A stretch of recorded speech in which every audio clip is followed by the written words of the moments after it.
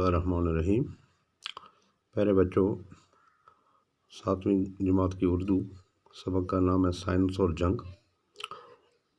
تو پچھلے سبق میں ہم صفحہ نمبر 100 آپ نکالیں، یہاں تک پڑھ چکے ہیں۔ قائم ہوتے ہیں پہلے جنگ کی تباہ کاری اور بربادی میدان جنگ یا مخالف ممالک کی سرحد پر ہوتی تھی، لیکن سائنس کے بنائے ہوئے مہلک ہتھیار بے گناہ عوام کے گھروں، مسجدوں، مندروں، اسکولوں اور اسپتالوں کو بھی اپنی لپیٹ میں لے لیتے ہیں۔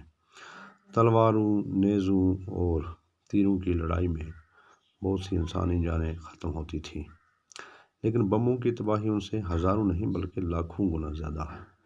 ایک بم کئی میل کے رقبے میں عمارتوں اور انسانی زندگی کو تباہ کر سکتا ہے۔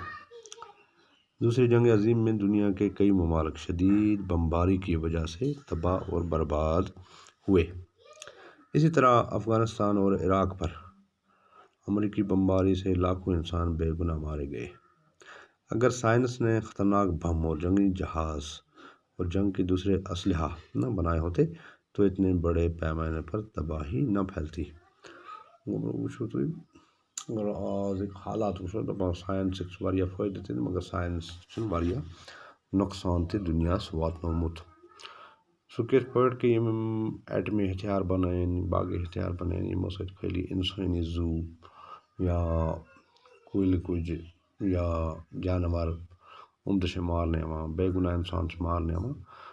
یِم چھِ کینٛہہ چیٖز تِم یِم ساینسن انسان خٲطرٕ زوال بنائے۔ اس کے بعد ایک سوال ہے، سوال نمبر 1، سائنسی جنگ کسے کہتے ہیں؟